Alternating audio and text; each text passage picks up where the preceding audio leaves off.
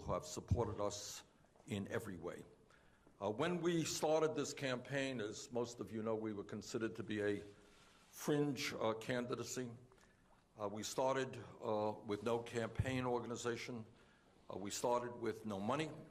We started with very little name recognition outside of my own state of Vermont. In national polls, we were trailing Secretary Clinton by at least 60 points, and in some cases a little bit more. In this campaign, we have taken on the entire Democratic establishment in state after state. We have taken on the senators, the members of the Congress, the governors, the mayors. We have taken them all on, and in the Clinton organization, obviously, we are taking on the most powerful political organization in this country, an organization that has won 2 presidential elections with Bill Clinton and ran a very strong campaign with Hillary Clinton in 2008. That was what we were up against. That was then. Today is today. As of today, we have now won 17 primaries and caucuses in every part of the country. And by the way, we hope to make Indiana our 18th victory on Tuesday. And we have received some 9 million votes. In recent national polls, we're not behind Secretary Clinton by 60 points anymore. In the last few weeks, actually, there have been a couple of polls that have us in the lead. Other polls have us single digits behind. In terms of fundraising, we have received more individual campaign contributions, 7.4 million, than any candidate in presidential history at this point in a campaign. We do not have a super PAC. We do not get our money from Wall Street or the drug companies or powerful corporations. Our money is coming from the middle class and working class of this country, averaging $27 a campaign contribution. And I'm very proud of the fact that we have just raised in the last month, we had a phenomenally good month. We've raised over $25 million, despite the fact that 80% of the primary and caucuses are behind us. What the political revolution has shown is that we can run a strong winning campaign without a super PAC and without being dependent on big money interests. As of today, and I don't know if anyone else has done it, maybe they have, maybe they haven't, I don't know that, but we have brought out over 1.1 million people to our rallies from Maine to California, and that number will go up very significantly because we intend to have a number of major rallies in the state of California. And very importantly, we have won in state after state a strong majority of the votes of younger people, voters under 45 years of age. In other words, the ideas that we are fighting for are the future of the Democratic Party and, in fact, the future of this country. And again, I'm not just talking about people 23 years of age and younger, where we're doing phenomenally well and very proud of that. We're talking about people 45 years of age or younger. And the reason for that, I believe, is that the issues that we are talking about are the issues that are on the minds of the American people. People know, whether you're conservative or progressive, that a corrupt campaign finance system with super PACs is undermining American democracy. They understand there is something fundamentally wrong where the average American is working longer hours for lower wages, and almost all new income and wealth is going to the top 1%. They understand that we have a broken criminal justice system with more people in jail than any other country on earth. They understand that we have got to deal with the planetary crisis of climate change and, among other things, impose a tax on carbon. They understand that at a time we have a major crisis, growing crisis with regard to clean water. We need to end fracking. They understand that in a competitive global economy, we need to make public colleges and universities tuition-free And they understand that when you have a grotesque level of income and wealth inequality, yes, large profitable corporations and the top 1% are going to have to pay more in taxes. Let me now just say a few words about delegate math and our path toward victory. As all of you know, there are a total of 4,766 Democratic delegates. 4,047 of them are pledged, i.e., they come out as a result of the contest in the various states. 719 are superdelegates. A Democratic candidate needs 2,383 votes in order to win the Democratic nomination. Let me be very clear. It is virtually impossible for Secretary Clinton to reach the majority of convention delegates by June 14th. That is the last day that a primary will be held, with pledged delegates alone. In other words, once more, it is virtually impossible for Secretary Clinton to reach the majority of convention delegates by June 14th with pledged delegates alone. She will need superdelegates to take her over the top at the convention in Philadelphia. In other words, the convention will be a contested contest. Currently, Secretary Clinton has 1,645 pledged delegates, 55% of the total. We have 1,318 pledged delegates, 45% of the total. There are 10 states remaining where we're going to be vigorously competing, plus the District of Columbia, Puerto Rico, the Virgin Islands, and Guam.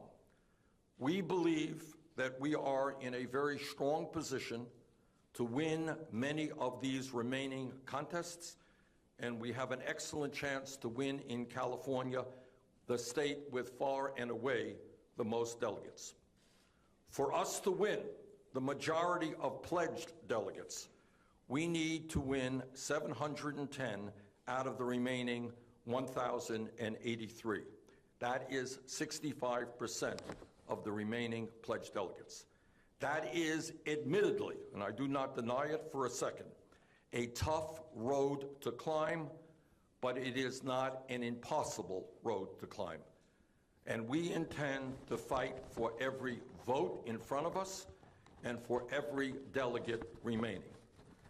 In terms of superdelegates, I would like to just say the following. Obviously, we are taking on virtually the entire Democratic establishment, and it is amazing to me, and I just have to thank our volunteers, that we go into state after state. You got the senators, you got the governor, and you got the mayors. All of them know how to get out the vote. And yet in 17 primaries and caucuses, despite all of that political establishment support, we have won. Now, of the 719 superdelegates, many of those delegates committed themselves to Secretary Clinton even before we got into this campaign. In other words, way back then, she was the anointed candidate. And they said, we're with Hillary Clinton. While she has 520 superdelegates, we have all of 39 superdelegates. In other words, while we have won 45% of the pledged delegates in real campaigns where the people have spoken, we've won 45%, we have won only 7% of the superdelegates. 2 points regarding that. First, those superdelegates in states where either candidate, Secretary Clinton or myself, has won a landslide victory, those superdelegates ought to seriously reflect on whether they should cast their superdelegate vote in line with the wishes of the people of their states. And let me just give you an example of what I mean by that. In the state of Washington, we won that caucus with almost 73% of this vote, of the vote there. 73% of the vote. In anybody's definition, that is a massive landslide. But at this point, Secretary Clinton has 10 superdelegates. From the state of Washington, we have 0. I would ask the superdelegates from the state of Washington to respect the wishes of the people in their state and the votes they have cast. In Minnesota, we won the caucus there with 61% of the vote. Hillary Clinton has 11 superdelegates. We have 3. In Colorado, we won that state with 59% of the vote. Pretty strong margin. Secretary Clinton has 10 superdelegates. We have 0. In New Hampshire, we won that state with more than 60% of the vote. Secretary Clinton has 6 superdelegates. We have 0. And that pattern continues in other states where we have won landslide victories. I would hope very much that the superdelegates from those states where we have won with big margins, or in fact where Secretary Clinton has won with big margins, to respect the wishes of the people of those states and vote in line with how the people of that state voted. Secondly, and extremely importantly, Secretary Clinton and I obviously have many differences of opinion on some of the most important issues facing our country. We disagree on trade policy, on breaking up Wall Street banks. We disagree on the minimum wage. I want to raise it to $15 an hour. She wants to raise it to $12 an hour. We disagree on whether or not we should impose a tax on carbon to deal with the crisis of climate change. I believe we should. We disagree about the extent to which the wealthy and profitable multinational corporations should be asked to pay their fair share of taxes. We disagree on fracking. I believe we have got to end fracking in this country. We disagree on a number of other issues. But where Secretary Clinton and I strongly agree, and where every delegate to the Democratic Convention strongly agrees, is that it would be a disaster for this country if Donald Trump or some other right-wing Republican were to become President of the United States. Therefore, in my view, it is incumbent upon every superdelegate to take a hard and objective look at which candidate stands the better chance of defeating Donald Trump and other Republican candidates. And in that regard, I think the evidence is extremely clear that I would be the stronger candidate to defeat Trump or any other Republican. And this is not just on the subjective opinion of Bernie Sanders. I'm not here to just to tell you this is what I think, this is what I believe. I think this is really what the objective evidence tells us. And this is based on virtually every national and state poll done in the last several months. Now, I know that polls go up and down, but when you have poll after poll after poll nationally saying that Sanders can defeat Trump by in some cases, much greater margin than Clinton can, I think it is worth paying attention to that. In a Morning Consult survey, we beat Trump by 16 points. She beats him by 7. These are very recent polls. In an IBD poll, we beat Trump by 12. She beats him by 7. The USA Today poll, we beat Trump by 15. She beats him by 11. A George Washington University poll, we beat him by 10. She beat him by 3. Fox News has us beating Trump by 14. She beats him by 7. But it is not just national polls. Everybody knows that at a general election in the United States, you win the electoral vote taking place in 50 states in this country. And if you look at virtually every battleground state, in Arizona, in Michigan, in Missouri, in New Hampshire, in North Carolina, and in many other states which are up for grabs, maybe won by the Democratic candidate, maybe won by the Republican candidate, in every one of those states, we defeat Trump by larger margins than she does. Further, equally important, What recent elections tell us is that when the voter turnout is high, when people come out in large numbers, Democrats and progressives win. People are excited. They come out. Young people come out. Working class people come out. People don't always vote come out. Democrats win. On the other hand, Republicans win elections when the voter turnout is low, and that is exactly what we saw in the last national election in 2014, when 63% of the American people didn't vote. There is little doubt in my mind that the energy and the excitement in this campaign is with the work we have done. And I believe that energy and that excitement among working class people, among middle class people, among young people will translate to a very large voter turnout in November, which not only will mean victory for the White House, it will mean victory for Senate races, U.S. House races, and governor's races throughout this country. This is an issue that I hope the superdelegates will pay keen attention to. I understand that some of them prefer Secretary Clinton, fair enough. Some people prefer me, fair enough. But at the end of the day, what every person in Philadelphia who goes to that convention understands, that we must have the strongest candidate to defeat Trump or another Republican, and I think the objective evidence is that I am that candidate. Thanks very much. Let me start. We'll take a few questions. We're off to Indiana in a few minutes, but let me start with Lisa Lara from AP. Lisa, you here?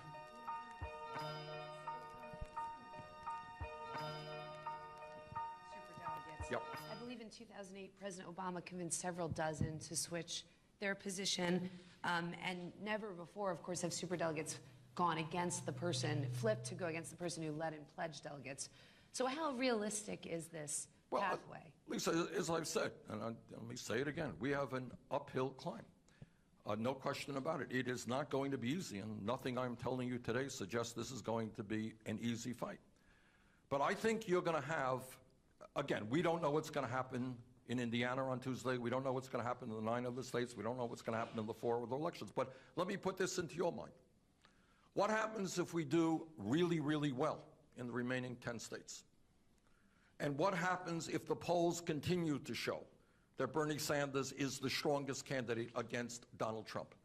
Do I believe that there will be some superdelegates? How many? Nobody can tell you. That there will be some duplicate delegates who say, you know, I came on the Clinton campaign even before Sanders got in, you know, but I want to rethink this. Because what is most important is beating Donald Trump.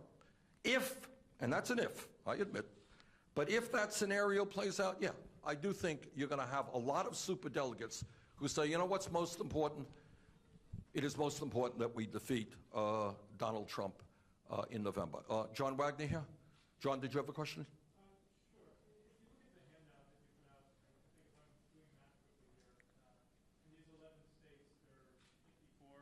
Delegates that Hillary Clinton has claimed and another 23 that are uncommitted. Are those kind of numbers enough to even get you where you need to be? No, they're not, John, but it's just part of the process. So in other words, those are delegates. There are two, when you're dealing with two superdelegates, I think there are 2 points. Lisa asked one question, you're asking the other. If I win a state with 70% of the votes, you know what? I think I'm entitled to those superdelegates. I think the superdelegates should reflect what the people in the state want. And that's true for Hillary Clinton as well. I can't tell you one thing for me and another thing for Hillary Clinton. Hillary Clinton wins Mississippi by whatever she wanted by some huge number. Yeah, superdelegates there should vote for her. That's one issue. But the issue that I just talked to Lisa about is a different issue. And that is that while I think we are entitled to pick up many, many dozens of superdelegates, I think the real struggle will be in the hearts and the minds of superdelegates who came on board the Clinton campaign a long, long time ago. And they are going to have to go into their hearts, and they are going to have to ask themselves, do they want the second strongest candidate to run against Trump, or do they want the strongest candidate?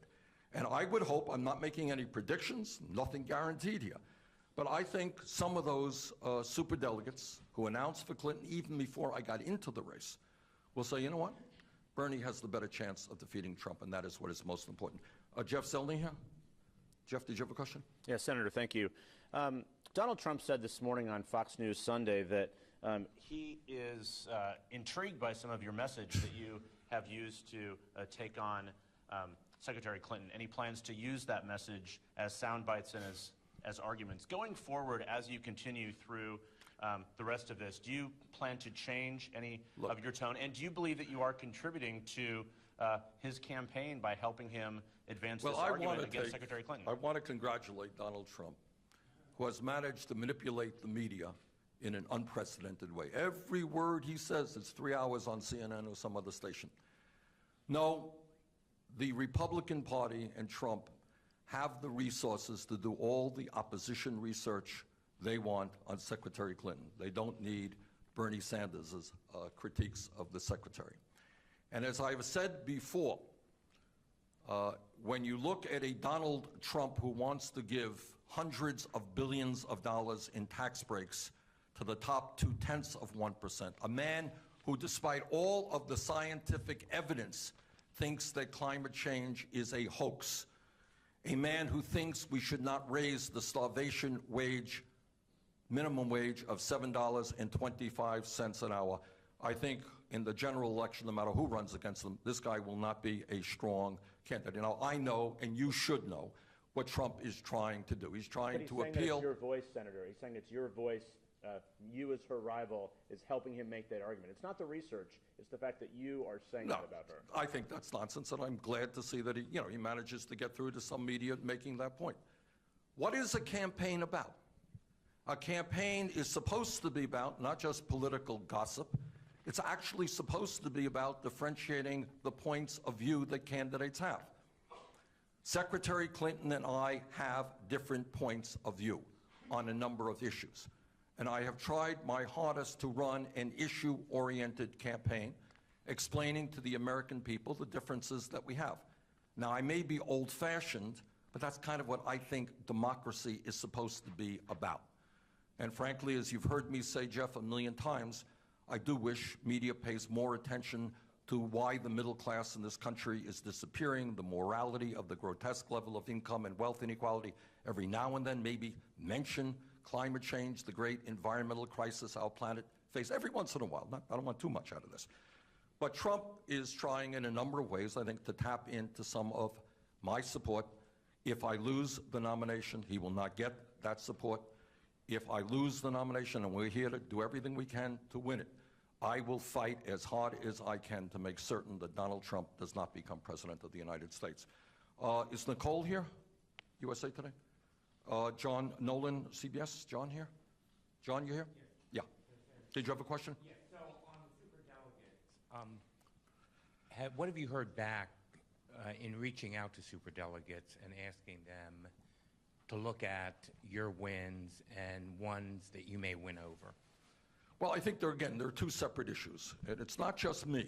It is people in the states.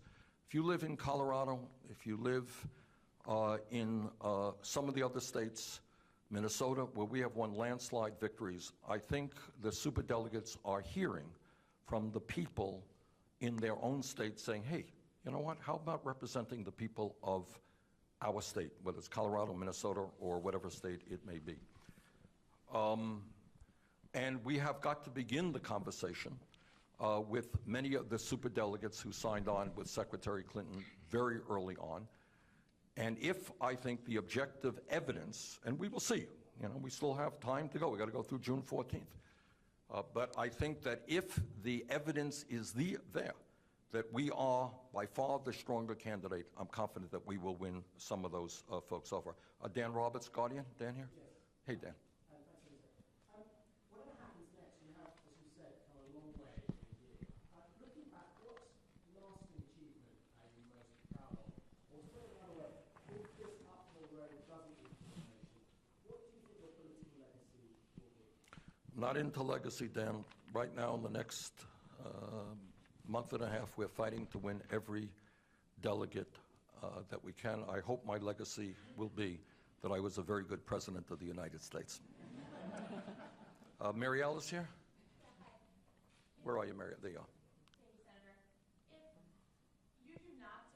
you do not secure the majority of pledged delegates, do you still believe that superdelegates should switch and back you, in essence, rejecting the opinion of the voters? Yeah, well, you know, it's a funny thing. Right now, you have state after state where we have won landslide victories, and there are superdelegates who are saying we don't have to listen to the people. We'll vote for Hillary Clinton.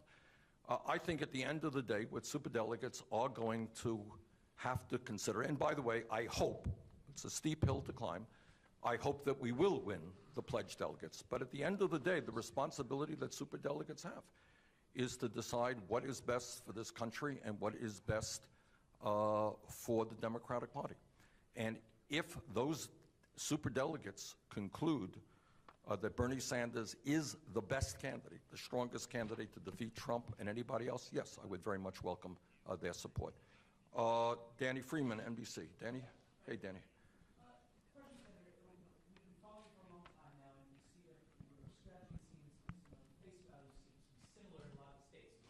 Rallies. You said in California you're going to hold a lot of big rallies. Yes. Have there been any lessons learned from, say, states like New York where you projected you would do better that you will apply to these upcoming 10 states? Well, here's the difficulty. A good question, Danny.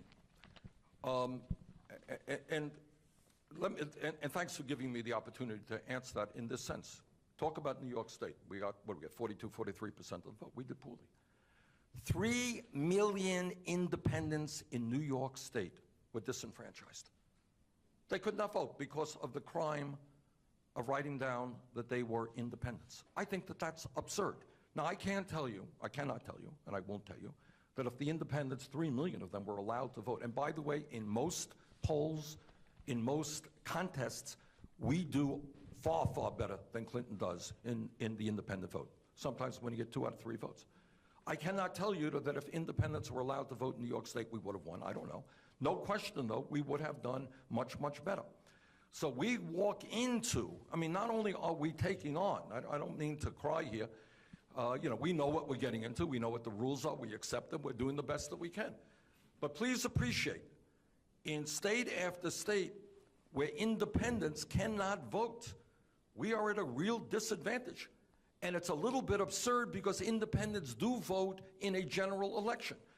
So if Democrats want the strongest candidate out there to take on a Republican, I think it's pretty dumb to be excluding independents, and I hope and will fight, whether I win or not, to change those rules. But to answer your question, you know, frankly, you know, in hindsight, it is always, you know, you can always think about things that you should have done better, and someday, you know, I will tell you all those things. But at the end of the day, and that's true for any campaign. I'm sure you talk to Clinton's campaign, they'll tell you all the things they could have done better. But, you know, I am enormously proud of the campaign that we have run up to this point, and I hope it gets better. Any of you here who would have bet that on May 1st, Bernie Sanders would have won 17 primaries and caucuses, if you had the odds that I think you would have a year ago, you wouldn't be sitting here. You'd be off very wealthy individuals. So we're proud of the campaign that we ran. Millie Legerin here?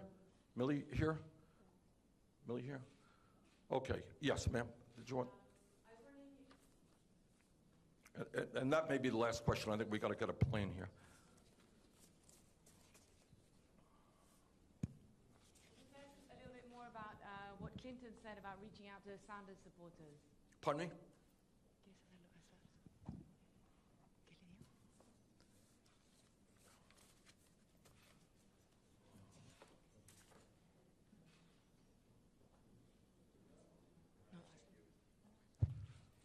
Okay. All right, listen, thank you all very much. We got to catch a plane to get this.